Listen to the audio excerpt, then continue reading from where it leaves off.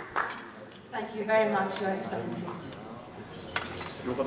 Now, ladies and gentlemen, please welcome MK Yair Lapid, Member of the Knesset and former Minister of Finance.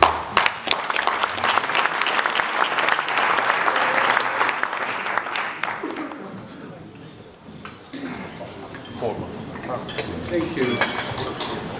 I find it amusing that the one person I didn't understand is the Israeli ambassador.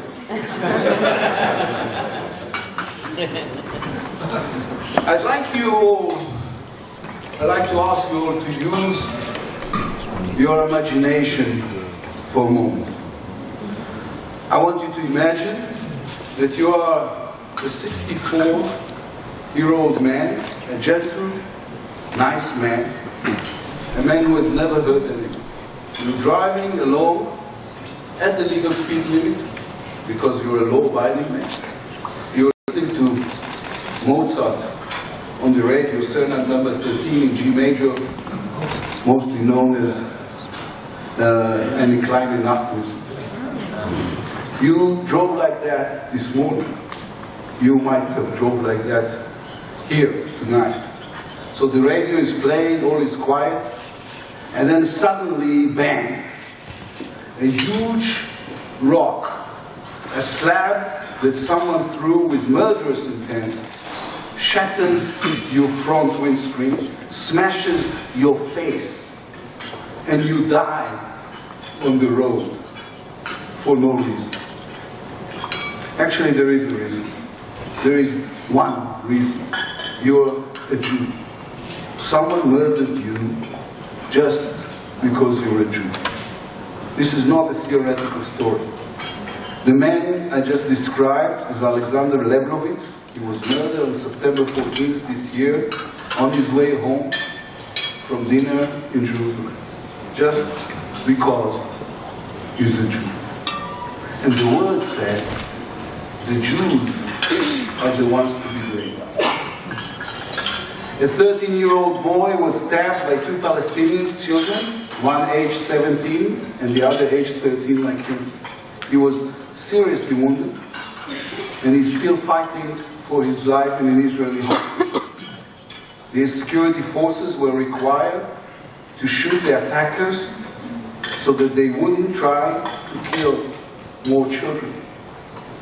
The Palestinians distributed the photographs of the injured attackers to the world, and they were aired across the world, across the Western media, without mentioning, even once, not once, the fact that they were running with knives and attempting to kill other children.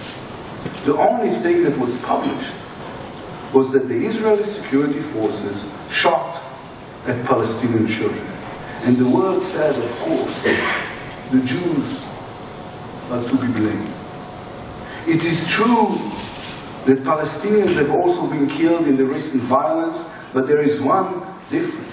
No one harmed them because they were Palestinians or because they were Muslims, but because they tried to kill innocent people who did them no harm. Those who equates between their murderers and our murder eliminates the very concept of self-defense, eliminates the very idea that there is a difference between the attacker and the attacked, between the victim and the killer, between the right of a democratic nation to ensure law and order and the attempt by terrorists anywhere in the world to create chaos, to provoke religious war, to sow death and destruction. Jihadi terrorism never hid the fact that part of its war was over hearts and minds.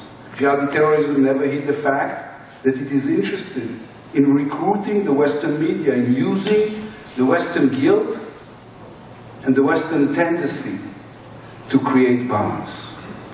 To achieve that, they lie, they invent stories, they stage photographs. It all works. Western media, Western liberalism, Western values of free speech have become a weapon to be used against Israel. Terrorists have no problem to manipulate public opinion in order to incite against Israel. There are countless recorded evidence to the fact they fabricate, they lie, they deceive. But the world chooses to ignore the boring facts in order to create drama. It is easier to blame the Jews, and it makes a better story. It is impossible to stand here in Berlin and discuss the murder of Jews for being Jews without us all thinking about the Holocaust, especially because tonight we will mark the 77th commemoration of Kristallnacht, the night in which the land of Germany was covered in broken glass, stained with Jewish blood.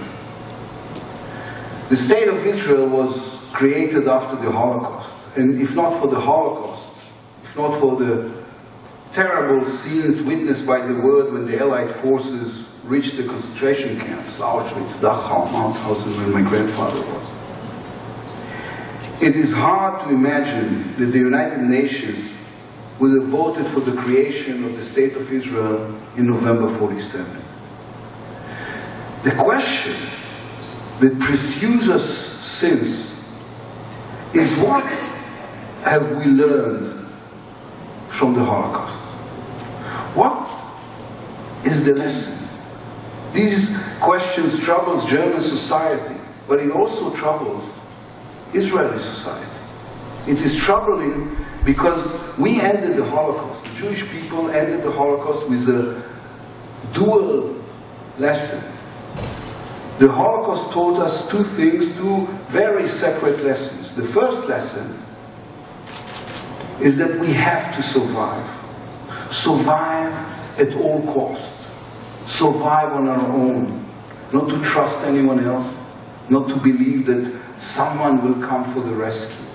Us, and only us, on our own merits, with the strength of the Israeli army, need to protect the Jewish people from all those who wish us harm. Survival is not just an ancient instinct that we share with all our neighbors in the jungle of human existence. In our case, it is also an historic command. We must survive because the Jewish idea cannot perish. The second lesson we learn is that we must be moral people. Not in words, but in deeds, in the decision we take and the risks we take.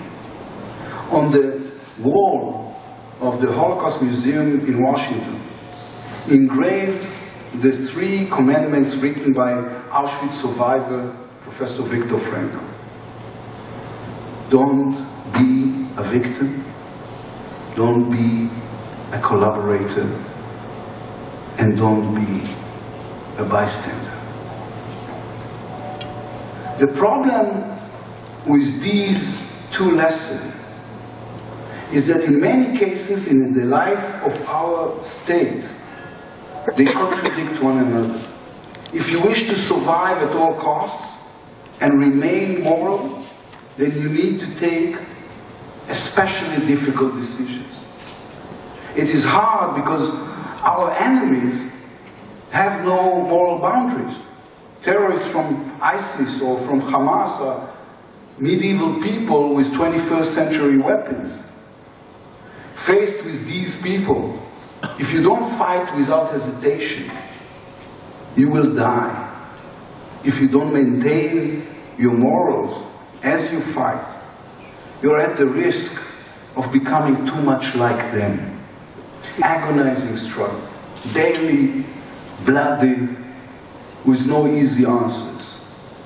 Yet in comfortable living rooms here in Berlin, in Paris, in Washington, and in Stockholm, sit people who has all the easy answers. They tell us that we're not managing this conflict the way we should have. We're not aesthetic enough.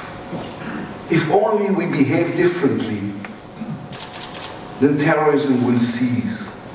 It isn't right factually, because terrorism came long before any occupation, and Islamic terrorism is running wild in places with no connection to Israel. It is not right historically, because twice, in the year 2000 and in the year 2008, Israel offered the Palestinians more than 90% of the land to create a state from themselves. Twice they preferred to reject the offer and continue on the path of terror. And it isn't right morally, because from India to Rwanda live people in far harder conditions than the Palestinians. And no one believes that justifies them turning to murder and terror. Today, there were 3 terror attacks in Israel. Today, 5 Israelis were wounded, 2 of them badly. When Western liberals say that it is all to do with Israel's behavior, then it's not just an explanation of what is going on. It is also a justification. The murder of innocent civilians can never be justified. There is no...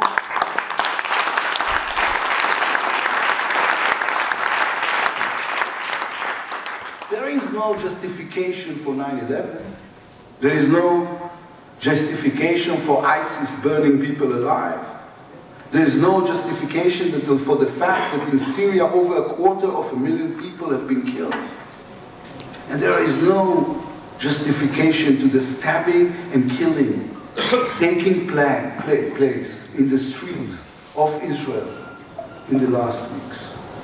And yet, since 2006, Israel was condemned in no less than 62 United Nations Human Rights Council resolutions.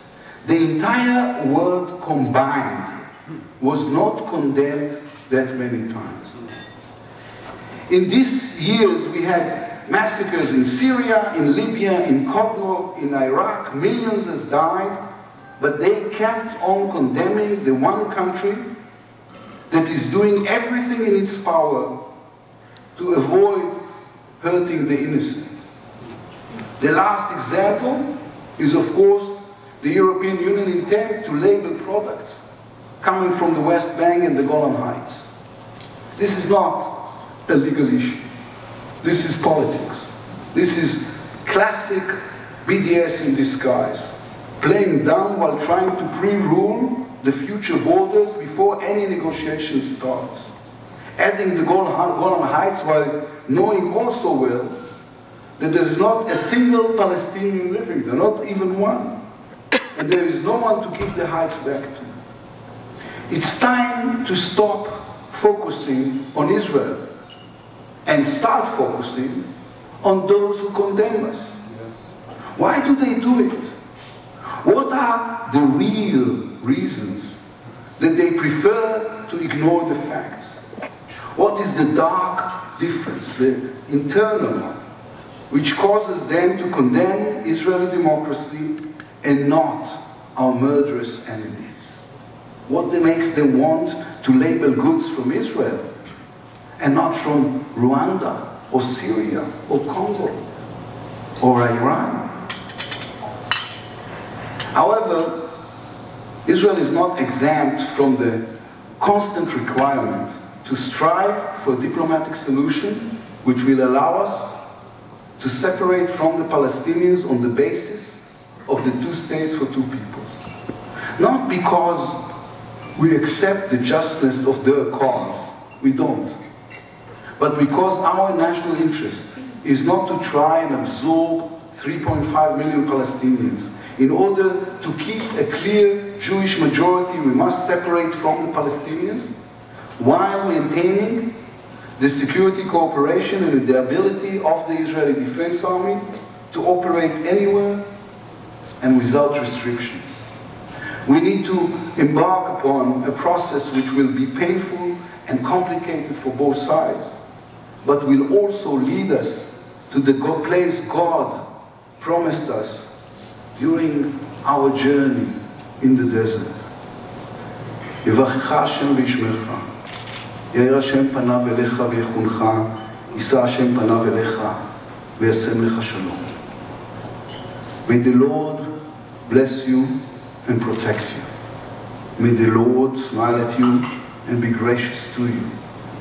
May the Lord show you His favor and give you His peace. Numbers chapter 6, verse 24-26. This journey won't be short and it won't be easy. And we need our friends to help us on the way. We need you to ask the media and the decision makers the tough questions about the obsessive bias towards Israel. We need you to help us tell our story. The real story, not the twisted propaganda that took over the public arena. We need your friendship and deep commitment, and we need to know that we do not walk alone. Thank you and God bless.